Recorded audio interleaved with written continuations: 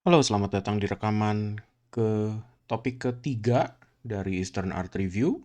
Kali ini kita akan memasuki bahasan dari Mughal Empire dan mengarah ke Islamic Art.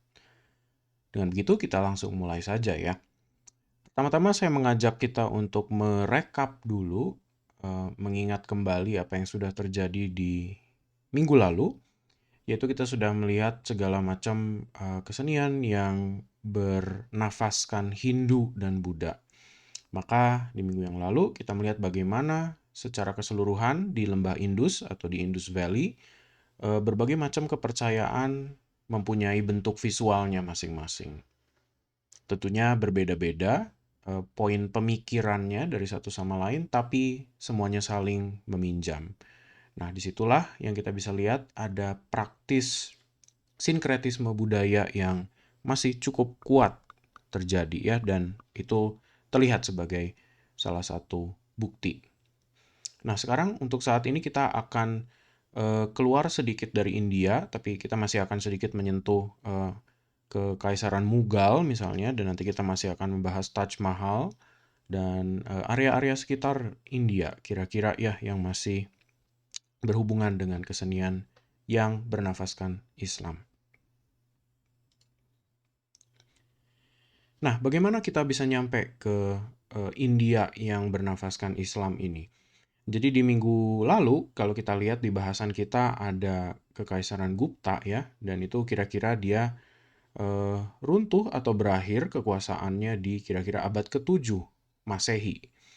Nah, setelah itu kita akan melompat sedikit, jadi ada beberapa kerajaan dan ada beberapa kekaisaran ya dari Kamarupa itu yang dia masih terus berjalan sampai kira-kira di abad ke-13. Jadi meneruskan apa yang Gupta sudah capai, mereka masih terus berjalan sampai ke abad ke-13. Nah, di situ kita akan mencoba men-skip karena ada karya-karya yang sebetulnya masih secara konsisten Hindu secara nafas, cuman dia hanya mengalami perbaikan dalam teknologi penciptaannya. Jadi artinya tidak ada pemikiran yang bisa sifatnya revolusioner atau berbeda sekali dengan apa yang sudah dibahas di minggu lalu. Oleh karena itu, maka saya putuskan untuk kita tidak kembali melihat di situ ya, karena nanti akan mengulang-ulang. Nah, untuk masuk ke em, seni timur yang bernafaskan Islam, kita perlu mulai dulu dari pemahaman mereka akan keindahan itu. Jadi salah satu hadis di situ ada yang menyebut God is beauty and delights in the beautiful. Jadi Tuhan itu adalah keindahan itu sendiri dan senang dengan segala sesuatu yang indah. Nah, jadi mirip dengan apa yang kita udah bahas di minggu lalu dari Silva Sastra misalnya, itu kan sebuah pegangan ya untuk berkarya. Di sini kali ini juga akan ada pegangan tersendiri. Jadi ada semacam pakem atau standar yang meng-guide ya atau memimpin bagaimana orang-orang ini harus berkarya. Tapi tentunya nanti akan ada anomali ya yang dimana saya bakal bahas sedikit. Ada perbedaan antara seni Islam itu sendiri dan seni dari negara-negara atau area-area Islam. Nah, tentunya di sini ada perbedaan ya, karena seni Islam itu sendiri, saya langsung saja buka di depan bahwa sifatnya ikonoklastis atau anikonik. Artinya tidak boleh menggambarkan benda hidup seperti binatang dan manusia. Jadi tanam-tanaman tidak terlalu bermasalah mungkin. Tapi yang menjadi satu eh, apa larangan besar adalah gambaran manusia dan binatang. Jadi secara strict kalau kita bicara tentang peraturannya sendiri, itu semua tidak diperbolehkan. Namun ada negara-negara Islam yang punya basis budaya yang sudah mungkin beradaptasi, sudah punya evolusinya sendiri, maka pandangan itu kemungkinan besar akan berubah. Sama seperti apa yang kita lihat di sebelah kanan, ada Persian miniature painting dari kira-kira abad ke-18 ya. Di situ dicampurkan juga dengan kaligrafi dan segala macam hiasan yang kita masih bisa lihat ada rusa, ada kelinci, dan ada orang-orang di dalamnya. Nah, oleh karena itu kita perlu bedakan ya bahwa walaupun standar utamanya adalah anikonik atau tidak boleh ada figur, tetapi ada seni-seni dari area-area tertentu yang memperbolehkan itu. Oke, secara origin, apa sih asal muasalnya dari mana gitu? Nah, di sini memang kalau kita coba survei agak sedikit repot untuk menemukan satu poin utama sekali yang menyatakan dari mana sebetulnya titik awal mulanya kesenian Islam itu sendiri. Kalau seandainya kita lihat balik ke eranya orang-orang Romawi, mungkin di tahun 200 Masehi, mereka sudah menyebut salah satu bangsa yang disebut oleh mereka Saracen. Kita kenalnya dengan Saracen, tapi mereka menyebutnya dulu Sarakenoi, kalau nggak salah. Itu dari bahasa Yunaninya. Dan dasarnya orang gurun, itu yang mereka sebut seperti itu. Jadi kira-kira ada di area seperti Jordan, di area-area bawah situ, eh, mereka mencoba untuk pada ujungnya mengasimilasikan itu dan menyebut bahwa oh mungkin orang-orang ini adalah orang-orang Islam nantinya gitu ya. Orang-orang gurun ini berhubungan dengan atau sinonimus dengan gitu. Jadi mereka menurut mereka seperti itu. Tapi ada juga yang bilang bahwa originalnya muncul dari Persia kira-kira. Nah, dimulai dari titik awal dari grup apa ya yang namanya eh, grup Sasan, dibilangnya seperti itu, dan berlanjut pada ujungnya nanti ketika sudah terbentuk kekhalifahan.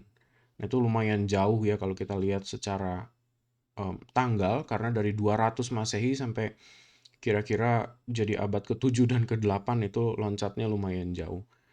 Kekhalifahan Umayyah, terus udah gitu Abbasid, Kekhalifahan Abbasid yang terus sampai ke abad 9 sampai 12. Jadi artinya perkembangan kebudayaan seni dari Islam itu melewati periode yang disebut Dark Ages kalau seandainya di barat. Jadi abad-abad ke-8 itu atau medieval. Nanti kalian akan lihat itu di Western Art Review, kira-kira itu akan bahasan setelah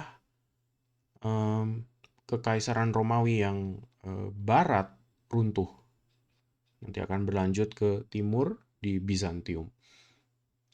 Nah, kalau menurut salah satu source ini, jadi dibilang bahwa titik utamanya datang dari kebudayaan Persia ya, katanya. Nah, jadi perlu diingat juga, karena tadi saya sudah sebut di halaman sebelumnya, bahwa Islamic art itu adalah koleksi dari berbagai macam periode, area, dan budaya. Tapi kita akan mulai dulu dari India, nanti sebelum kita loncat-loncat ke tempat yang lain. Tapi perlu diingat juga bahwa ada sebetulnya pengaruh dari Mongol atau orang-orang dari daratan Cina ya sebetulnya. Nah, itu bagaimana bisa tersambung menjadi begitu, nanti kita lihat selanjutnya. Nah, ini istilah Saracen yang tadi saya sebut. Nah, ada perbedaan. Jadi yang utama seni yang muncul kebanyakan kalau dari periode ini adalah miniature painting namanya. Jadi kita bisa lihat ya, kebiasaan ini kalau di Dark Ages atau di abad pertengahan dimiliki juga dari budaya barat, yaitu di Western, kalau di medieval ya, di abad pertengahan barat, di Hindu yang ada di tengah, dan yang paling kanan adalah miniature painting dari Mughal Empire di sebelah kanan. Nah, kebanyakan dari yang ada di timur ini miniature painting hanya ditemukan di dalam buku. Jadi dia tidak punya satu lukisan yang berdedikasi muncul entah di dalam satu kanvas besar atau di dalam satu dinding. Jadi kebanyakan dia miniature sifatnya di dalam buku yang diikuti dengan literatur. Nah, Kekaisaran Mughal itu kira-kira aktif di tahun 16, abad ke-16 maksud saya, sampai ke-18. Nah, di periode ini kira-kira India mengalami beberapa perubahan ya yang lumayan hebat di situ setelah kejayaannya dari Buddhisme dan Hinduisme lewat. Ada sebuah gerakan yang namanya Bhakti di India itu yang eh, sebuah sistem reformasi sebetulnya. Jadi mereka mencoba untuk membuat agama Hindu lebih bisa diterima oleh banyak orang. Yang tadinya kan kita lihat ada reaksi ya ketika Buddhisme muncul. Nah, kali ini ada percobaan untuk menyebarkan kembali. Kelas-kelas yang tadinya tidak bisa mendapatkan keselamatan seperti eh, kelas yang top yang ada 3 di atas ya seperti Brahmana, Ksatria, dan Waisya itu eh, dia jadi berusaha untuk membuka itu semua. Termasuk sampai kaum Sudra yang ada di bawah. Jadi mereka bisa untuk seolah-olah mendapat keselamatan itu gitu ya. Nah, bagaimana secara doktrin saya tidak bisa bicara banyak karena saya tidak mendalami ya kalau dari sisi agamanya. Nah, itulah sebabnya kenapa hari ini kalau kita lihat mayoritas maka di India adalah Hindu. Kira-kira seperti itu. Sedangkan Buddhisme relatif terdorong ke bagian-bagian lain dari Asia Tenggara. Jadi mungkin mengarah ke Thailand misalnya, terus udah gitu ke China, ke Jepang, ke Tiongkok ya, atau ke Asia Tenggara yang lain.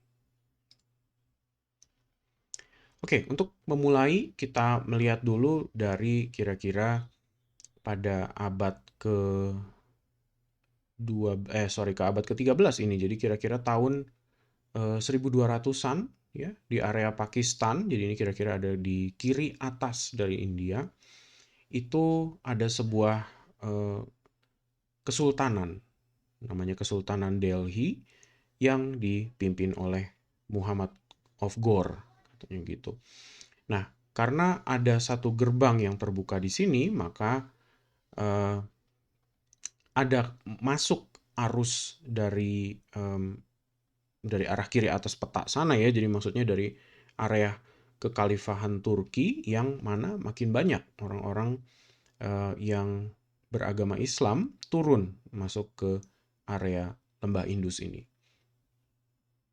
Dan kekuasaan dari Muhammad of Ghor itu sebetulnya punya relasi yang cukup kental dengan kekhalifahan Turki, yang mana juga sebetulnya berkuasa dari 1200 sampai 1300, kurang lebih seperti itu. Secara kesenian, secara visualnya kita bisa lihat ada konvergensi, makanya dari antara Hindu, Buddhis, dan dekorasi Islam yang akan kita lihat nanti ya selanjutnya. Jangan disangka bahwa ketika keagamaannya, nafasnya berbeda, maka seluruhnya akan dihapus. Tidak juga. Jadi ada dua gaya yang sebetulnya kita bisa lihat ya. Dari miniature painting ada Mewari atau yang relatif lebih mengarah ke Hindu, dan ada Mughal miniature painting yang lebih bergaya Persia di sini. Nah, keduanya sebetulnya bisa saja menceritakan cerita tentang Ramayana. Dan di sini saya bisa lihatkan ke kalian, keduanya sebetulnya bercerita tentang Ramayana. Di sebelah kiri adalah um, figur Hanuman yang mencoba untuk membawa satu gunung yang berisikan obat-obatan, kalau saya tidak salah. Terus yang di sebelah kanan adalah Hanuman yang mencoba untuk mendekati Sita.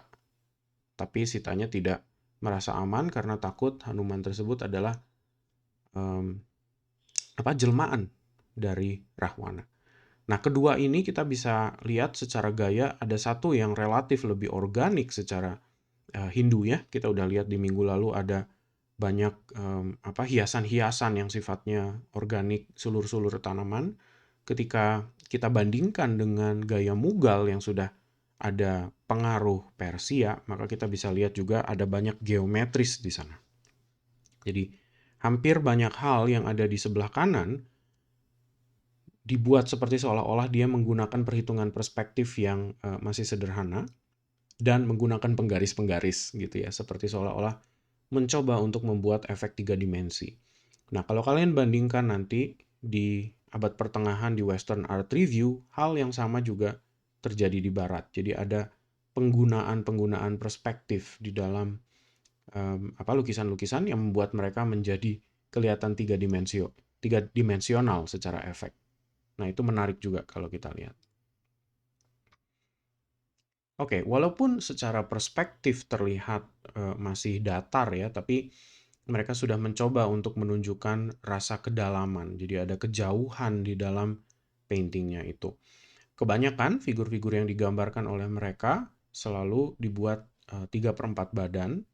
Dia flat 2 dimensional perspektif atau biasanya disebut Egyptian pose ya. Jadi miring dan kakinya terlihat flat dua-duanya. Tidak pernah terlihat kakinya mengarah menunjuk ke atas jari-jarinya atau ke bawah. Relatif lebih sering nyamping. Nah, karya-karya seperti ini biasanya ditemukan di dalam manuskrip, atau manuskrip itu buku, yang mana kalau seandainya kita lihat sebetulnya painting-painting ini ada di dalam buku-buku tersebut hanya sebagai sifatnya ilustrasi. Dan dia bukan sebuah lukisan yang berdiri sendiri. Tapi kita juga perlu ingat bahwa ada banyak pengaruh-pengaruh dari Hindu yang tidak sepenuhnya bisa dihilangkan gitu. Walaupun dia sudah dalam bentuk mutasi yang revolusi yang sudah berkali-kali stepnya berubah, tapi akibat dari perdagangan, dari asimilasi, akulturasi, termasuk sinkretisme itu sendiri dalam rentang waktu yang ratusan bahkan bisa sampai ribuan tahun, kita bisa lihat masih ada jejak-jejak yang mungkin walaupun samar masih terlihat. Tertentu misalnya seperti geometris sakral yang kita pernah bahas di minggu lalu, itu sedikit banyak masih muncul juga di kesenian Islam.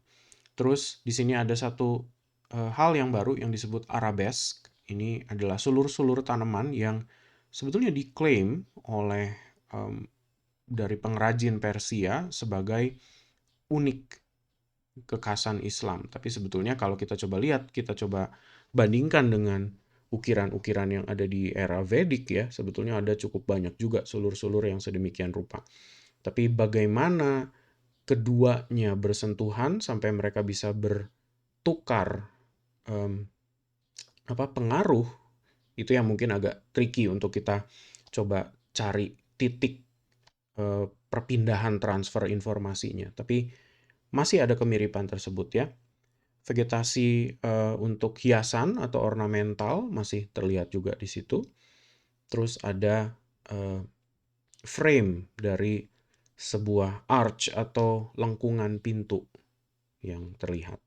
Dan contoh ini saya ambil kira-kira dari Spanyol. Ini walaupun di Eropa, tapi ada salah satu detail dari area Alhambra yang sebetulnya hasil peninggalan dari Muslim orang-orang Moor yang pernah masuk dan tinggal di area Spanyol.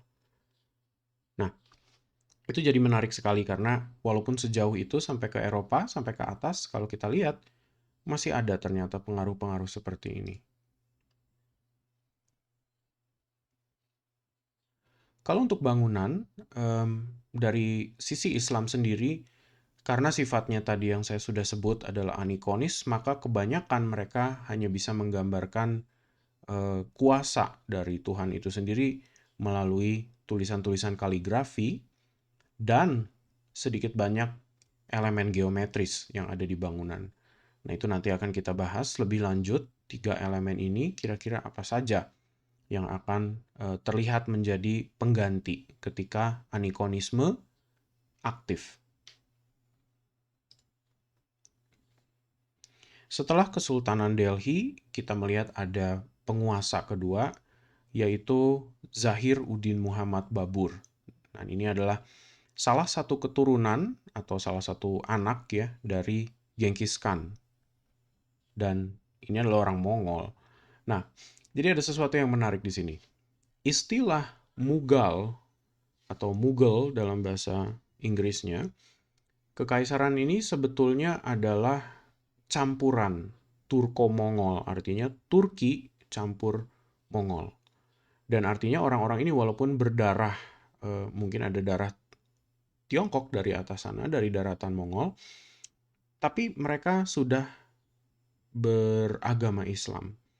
Jadi ketika dia berkuasa di area, meneruskan dari Kesultanan Delhi itu, dia sudah bernafaskan Islam atau sudah beragama Islam gitu ya.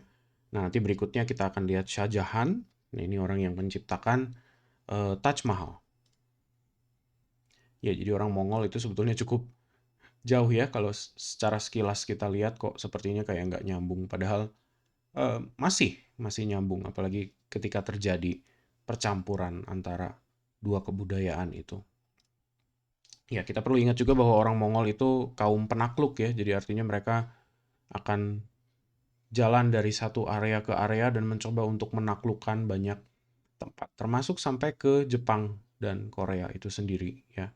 Bahkan kalau nggak salah Indonesia pun ada percobaan untuk mereka turun dan menguasai, tapi saya nggak ingat secara persis apakah berhasil atau tidak, saya rasa kayaknya enggak.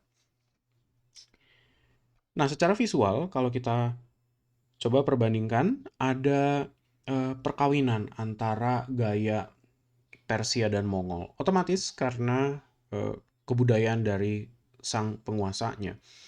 Kalau kita bandingkan di sebelah kiri ada lukisan Mongol dari daratan Cina di atas sana, perspektif yang digunakan dan pilihan-pilihan warna yang digunakan kurang lebih juga seperti itu. Jadi 3/4 badan, pose manusia yang relatif 3/4 dan perspektif flat ya di kakinya kita bisa lihat. Begitu juga hal yang sama yang ada di Persia. Jadi artinya orang-orang Mongol ini juga menggunakan teknik-teknik perspektif yang mirip gitu sudah pada zamannya. Jadi mirip sekali kalau kita lihat dari antara kedua ini. Nah, ini contoh dari apa yang saya bahas tadi, dari Mughal Style Decorated Miniature Painting ya, dan ini ada di dalam buku. Nah, ini kebetulan halaman yang ditunjukkannya dua-duanya menunjukkan gambar, tapi kalau halamannya dibalik akan ada banyak tulisan dan kaligrafi-kaligrafi yang menceritakan tentang silsilah atau sebuah epos ya, misalkan Ramayana salah satunya mungkin kalau seandainya dia condong ke arah Hindu, tapi kebanyakan dia bernafaskan agama. Ketiga, kita bisa lihat Shah Jahan yang berkuasa kira-kira di tahun 1592 sampai 1666. Jadi ini sudah melewati masa Renaissance kalau di Eropa, dan otomatis gara-gara sudah melewati masa itu, maka segala macam kekuasaan teknologi, arsitektur juga ikut turun ya, pengetahuan-pengetahuan itu ke area India. Cerita singkat dari Taj Mahal adalah Taj Mahal ini sebuah mausoleum atau sebuah kuburan yang dibuat oleh Shah Jahan untuk istrinya Mumtaz Mahal yang meninggal ketika dia melahirkan salah satu anak dari Shah Jahan. Nah, sebegitu sayangnya dia dengan Mumtaz, dia membangun mausoleum ini sebegitu megah. Dan kalau kita coba lihat lebih detail lagi, kita akan melihat juga beberapa elemen yang konsisten ada di dalam kesenian Islam. Pertama, kita bisa lihat ada sulur.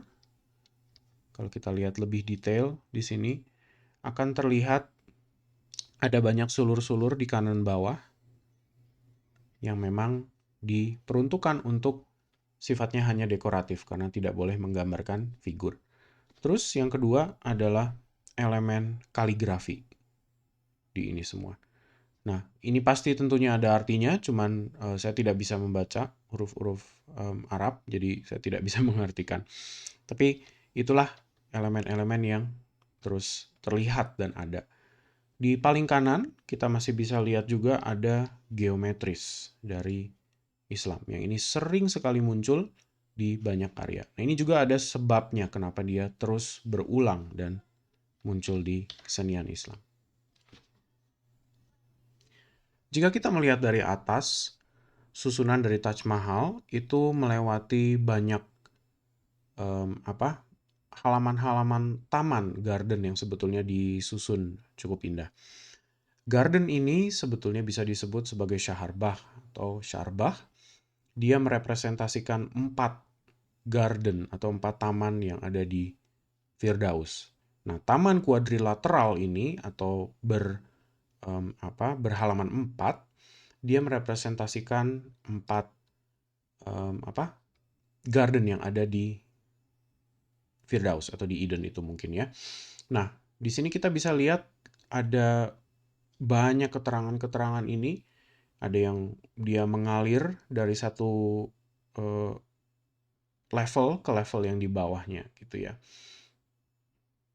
Yang sampai pada akhirnya yang paling bawah garden yang air mengalirnya bisa menyucikan jiwa katanya. Itu ada banyak sekali, ada satu yang kalau saya tidak salah mengalir susu, ada satu lagi yang mengalir air yang bisa menyembuhkan, yang satunya lagi bisa memurnikan jiwa. Nah, simbol-simbol seperti ini, apalagi dalam konteksnya tadi Taj Mahal ya, dia sangat cocok karena keperluannya untuk penguburan ya atau mausoleum. Maka simbol-simbol untuk dunia kematian dia menjadi sesuatu yang bisa diterima atau sangat mulia ketika dibuat demikian rupa. Nah, syarbah sendiri dia sebagai sebuah simbol hadir bukan hanya di bentuk arsitektur dan pembagian lahan untuk taman, tapi juga bisa untuk karpet ya. Tapestry itu salah satu desain untuk kain dan juga untuk karpet. Termasuk miniature painting ya. Jadi ada juga di situ untuk syaharbah.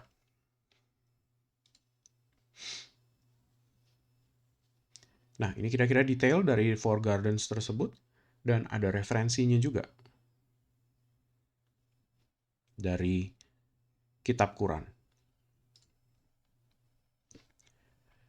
Oke, kita coba bahas mengenai geometri dan kaligrafi secara lebih detail. Di situ juga ada salah satu ayat, and we shall show them our signs in the horizon and in themselves. Jadi artinya banyak tempat yang bisa digunakan untuk menunjukkan kekuasaan atau kekuatan atau kehebatan dari Allah itu bisa ditunjukkan. Nah, banyak tempat tentunya untuk digunakan. Pertama, yang di sebelah kiri kita bisa lihat ini adalah salah satu hiasan dari bangunan. Yang sebelah kanan adalah kaligrafi. Nah, kita lihat seberapa fleksibel geometri dan kaligrafi ini.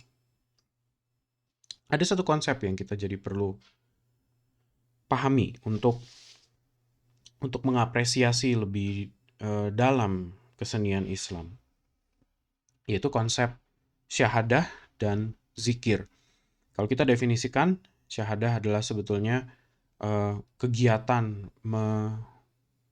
menyebutkan atau professing the faith, kalau bahasa Inggrisnya berarti mengakui keimanan. Dan zikir adalah soal mendekatkan diri kepada Tuhan. Mengenang, mengingat Tuhan dalam proses berkarya. Nah, jadi di sini kita bisa lihat betul-betul lebih dekat lagi gitu ya, religiusitas di dalam karya-karya Islam itu sendiri. Dan kaligrafi lumayan fleksibel, jadi bisa dibuat secara dekoratif untuk menyerupai bentuk tertentu, tapi tetap masih bisa dibaca. Nah, secara arsitektur, geometris tersebut bisa di berbagai macam budaya akan muncul. Jadi contohnya kalau dari Maroko, nanti kita bahas lebih lanjut ya. Maroko ini punya geometris di dalam tegel yang namanya zilij. Nanti kita coba lihat. Ini juga salah satu bentuk geometris yang sebetulnya bisa dibuat dan tidak ada habisnya. Sedangkan di bangunan juga kaligrafi itu terus-menerus dicoba ditunjukkan di banyak tempat. Jadi pilar-pilar kemungkinan besar akan punya inscription dari ayat-ayat yang kemungkinan besar berbeda. Mungkin bunyinya akan mengingatkan diri atau mengingatkan siapapun yang membacanya akan kebesaran dari Tuhan itu sendiri. Nah, ada berbagai macam geometris ya atau tessellation dari kesenian Islam, yaitu sifatnya matematis, tapi karena dia matematis, maka kalau kita bayangkan apabila kita punya media luas yang tidak terbatas, maka semua desain ini, semua tekstur ini, pengulangannya akan terus bisa terjadi, akan bisa terus saling sambung menyambung ya.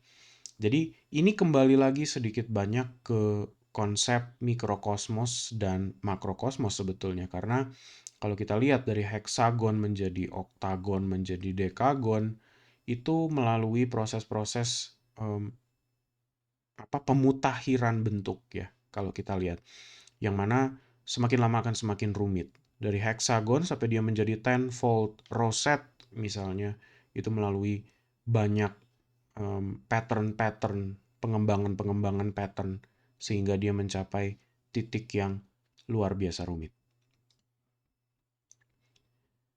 Nah, 3 hal yang bikin kesenian Islam menjadi unik adalah tadi geometri, arabesk, dan yang terakhir adalah kaligrafi ya.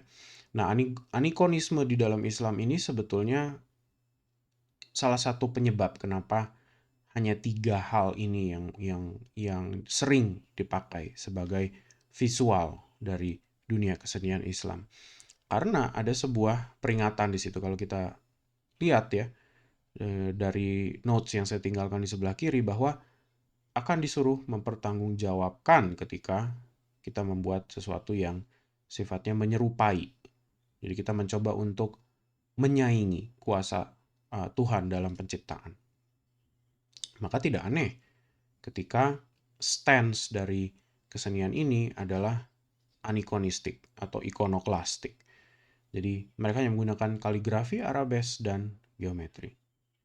Ketiga itu. Nah, ini 3 hal yang pada seni Art of Islam, yang pada sisi paling striknya sedemikian rupa. Tapi tentunya ada pengecualian pada negara-negara yang bercorak Islam, tapi dia tidak sepenuhnya strict terhadap peraturan tersebut. Nah, ini contoh-contoh yang kita bisa lihat dari contoh-contoh desain kartu misalnya.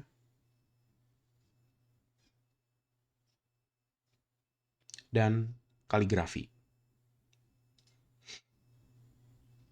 Nah, tapi apakah ada bentuk lain apabila kita berbicara soal area yang ada di India? Apakah hanya murni kita mengikuti sistem-sistem anikonistik? Ya, tentunya di India ada sebuah respon di situ dan ada sebuah gaya pattern atau desain yang disebut Paisley kalau di India. Nah, ini adalah peleburan antara budaya Persia, yang mana kita sudah lihat tadi sulur-sulur arabesk itu, dan pertemuan antara budaya pattern-pattern vegetatif Hindu. Jadi kalau kita lihat lagi, maka ada banyak bentuk-bentuk paisley ini yang kadang-kadang terlihat di henna. Henna itu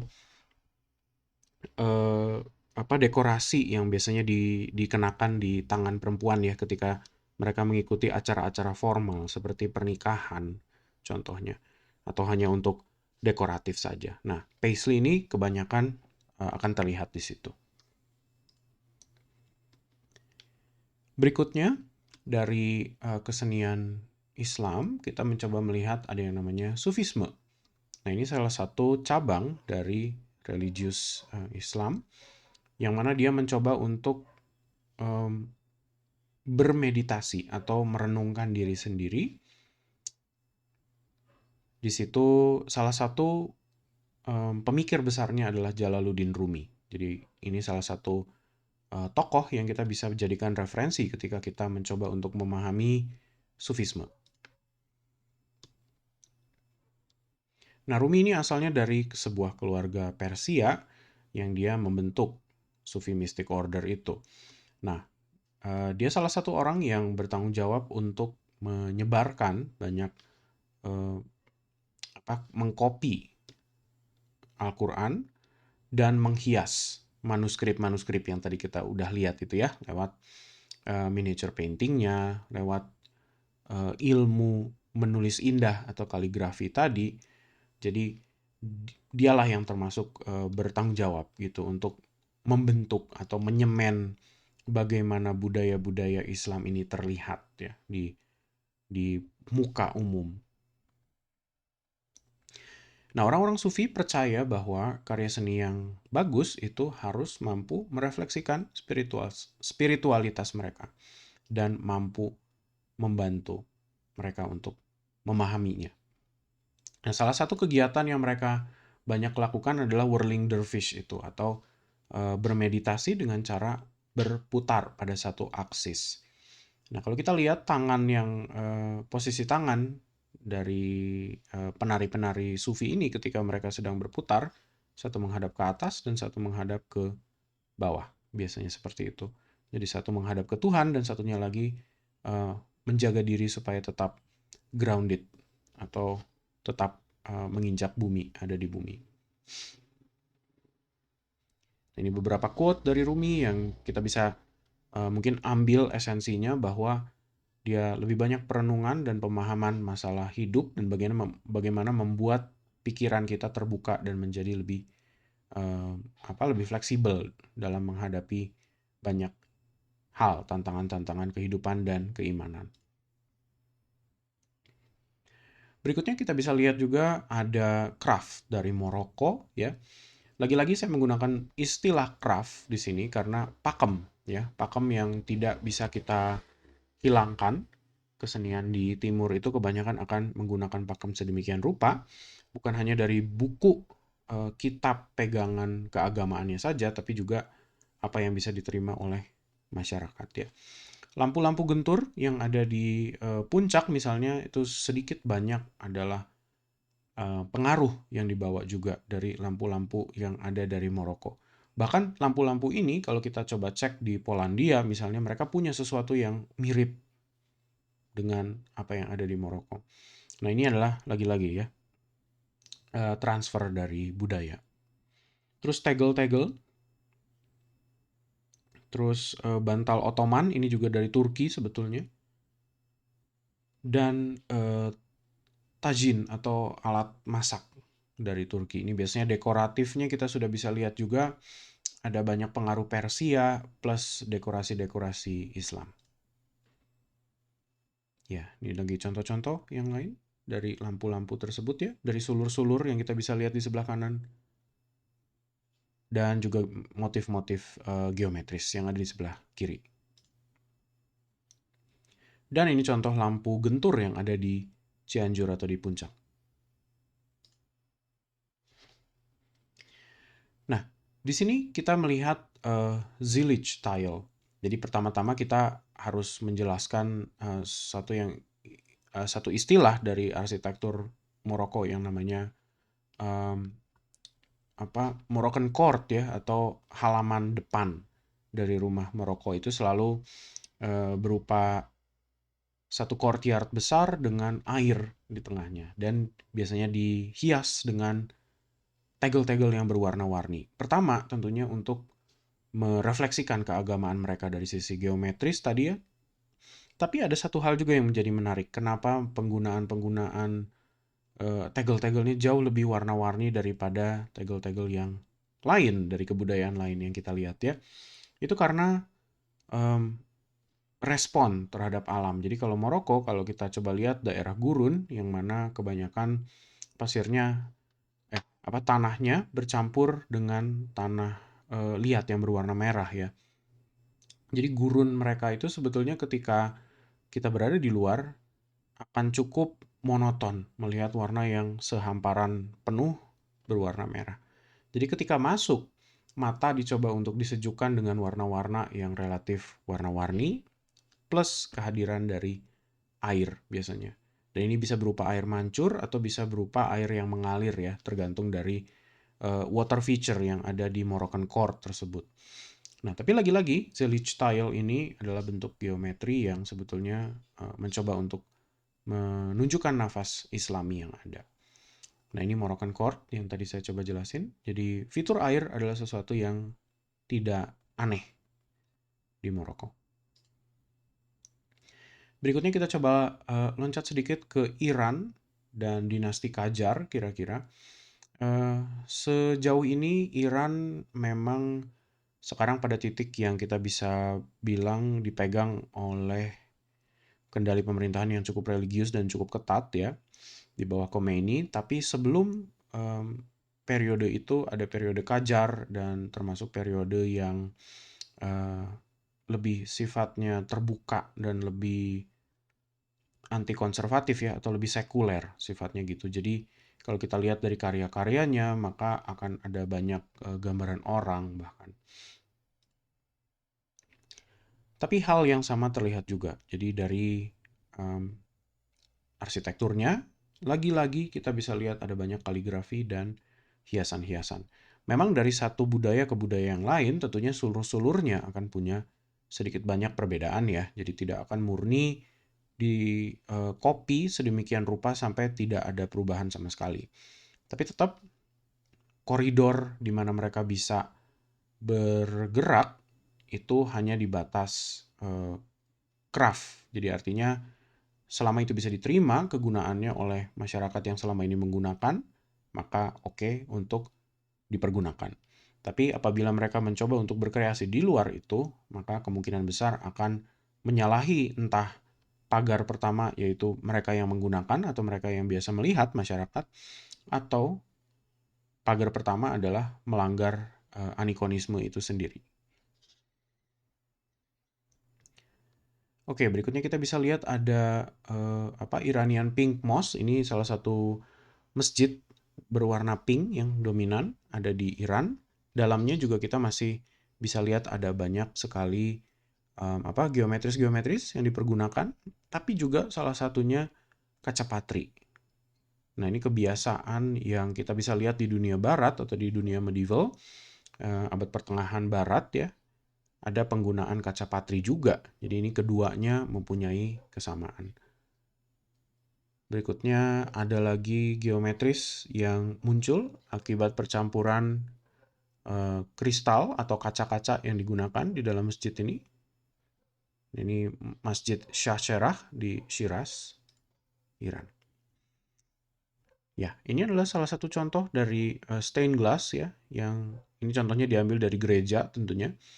Tapi efek yang sama mencoba untuk memunculkan kehadiran Tuhan dan mungkin atmosfer religius di dalam rumah-rumah ibadah tersebut.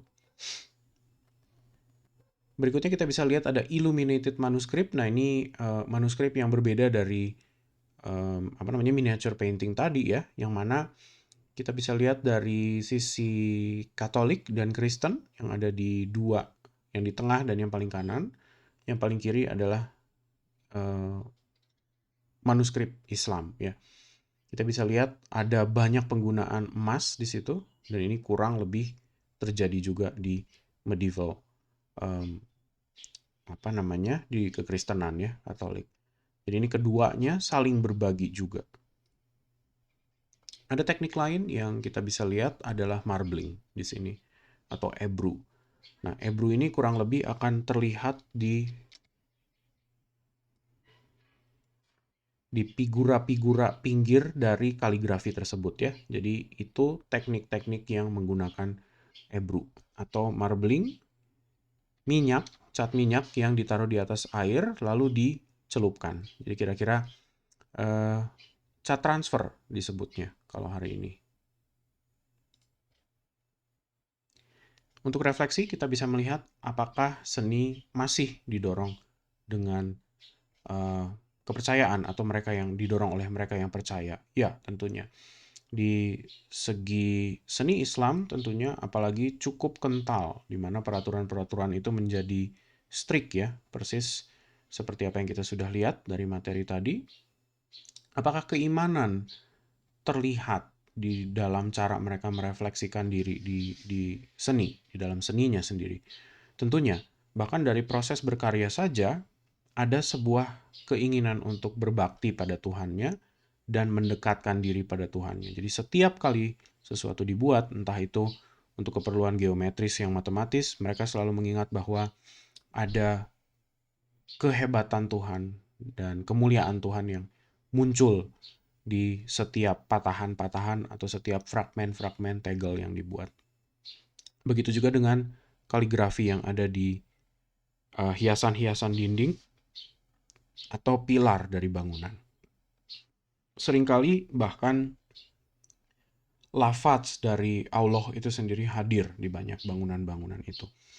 Secara tidak langsung itu adalah sebuah proses zikir yang sifatnya meditatif ala sufi tadi. Nah, poin ketiga, apakah ada sinkretisme yang terlihat di sesi ini? Ya tentunya ya.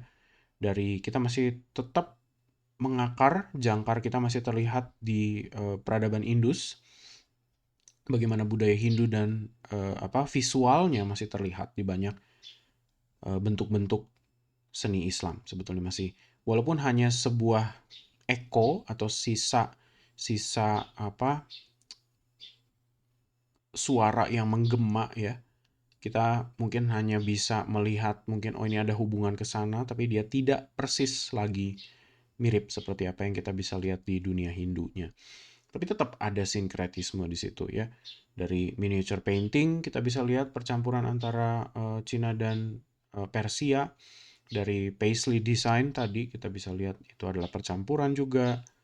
Terus ada geometris-geometris sakral yang sebetulnya dipinjam pada ujungnya ya. Jadi sampai sini kita masih bisa lihat bahwa budaya itu mudah untuk diabsorb, diresap ya, dan ditransformasikan. Nah, kira-kira begitu bahasan kita untuk kali ini. Jadi itulah seni Islam yang kira-kira ada di beberapa tempat, termasuk salah satunya di India itu sendiri ya. Dengan begitu saya tutup di sini, kita ketemu lagi di recording yang selanjutnya.